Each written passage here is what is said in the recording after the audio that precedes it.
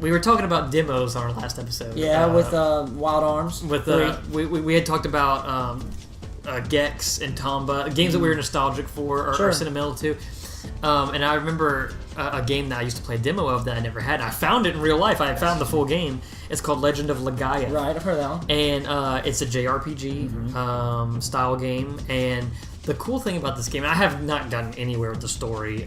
Basically, here's the story. You play as this young boy in this village with these big walls around it because the world is infested with this mist. And the mist generates these evil monsters. And no one knows where the mist comes from. That's literally like the plot of like The Mist from Stephen King. But yeah, no one knows where the mist comes from. But there's also like this race of like ancient creatures called the Saru and the Rasaru. And the Rasaru are like more... Arugaru? I don't know exactly how to explain the difference between those two, but like they look weird. They're like, for example, a Rasaru... Sorry, platform. Oh, PS1. Okay. Thank you. The Rasaru that you get in the very beginning, it's an armband that goes on your character, and that Rasaru talks to you. And everyone's freaking out because like, oh, you have a Rasaru on your arm. What are you doing? Are you crazy? Once the mist touches that, you're going to become a corrupt monster. And then it turns out the Rasaru are immune to some of that stuff, and they have special abilities, but the regular Saru that you're fighting out there in the wilds, they're corrupted by the mist. Okay. So and one of the characters you get is this girl, and there's a wolf with a Rasaru attached to its head, and it's been raising this girl apparently in these mountains, and turns out that it has to separate because the wolf is dying, and if the host dies, the Rasaru dies. Yeah. And so it has to separate and attaches to her, and so she has the Rasaru. And there's one other character I haven't gotten to, but the coolest part about this game... It's kind of like a symbiotic being. Yeah. So you remember the tornado flame? Yes. That's this game. Okay. So the cool part about this game is the combat. So most of the time you play a game like a JRPG and like Wild Arms 3, where it's just like you hit attack, you tell them what to do, and then they all do it, and you have to wait your turn on this stuff. Yeah. This game has this crazy system where you have to input commands. So like the main character, I guess his name's Van or Vaughn. I'm going to call him Van because it's V-A-H-N. Van? V-A-H-N? Van? Yeah, okay. So Van, anyway, you play as him, and so it will be his turn. And so he has, he might have like 3 inputs he can do. And so the 3 inputs are up, down, left, and right. And depending on how you do different commands, you can unlock a new art skill, like a martial arts skill. And so, for example, if you do like up, right, right, he'll do up, right, right on his turn. And some characters or some bad guys you fight might be flying, so hitting down low, you're not going to hit. Kind of a fighting game mechanic a little bit. So what's cool is if you do like up, down, up, he'll do like up, down, and he'll stop, and he'll go like, and he'll do somersault because it was a special combination. Okay.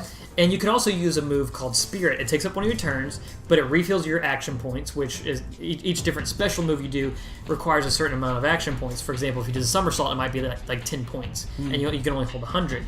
But if you do Spirit, not only does it raise your AP, but it extends your bar. And the more your bar goes up, you can do more advanced moves. So like...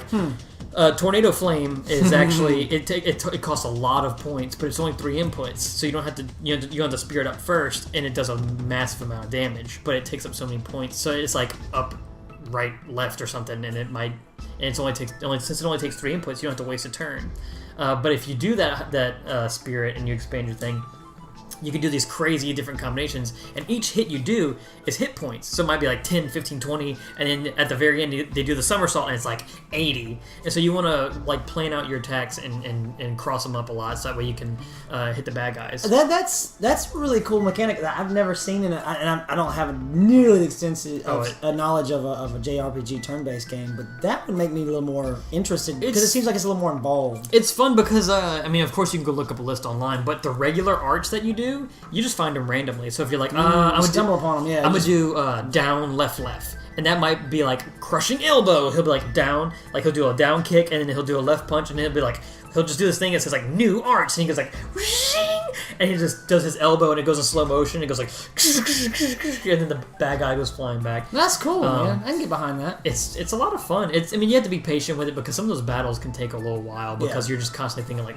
what should I do? It's chess, turn-based. Yeah, and the girl character, she's a little weaker than Van, but she, I think her name's Noah, N-O-A.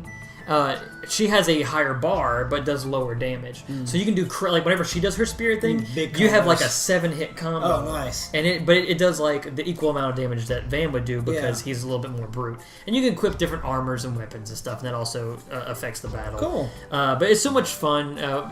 The best part of that game is whenever you're like, I'm gonna try a different move now, and you get a good move, and you're like, oh my gosh, I got a new move. Yeah. Like a power punch thing, or I did this one where I got like this kick where Van kind of jumps up and he does like, I think it's called point kick. He jumps up and goes whoosh, like with his foot and jumps back. It's really cool.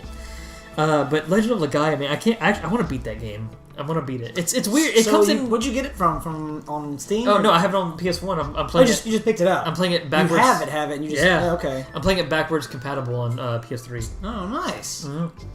It's good. Okay. And the music is so good. I'm probably playing the music for it right now, and we're probably gonna close with the music from it. Oh, but it's good, man. Very cool. I really enjoy that game, and what's weird is it comes in like one of those 3-disc cases for the PS1, like Final Fantasy 7 or 8. Yeah. But it only has 1 disc. So I wonder how big. And for a PS1 game, like the graphics and the battle, the actual the battlefield, like the characters are huge. They're really detailed. Was it an end of the air game? Maybe I don't know. I have to look it up. I'll look that up while we talk about this next one.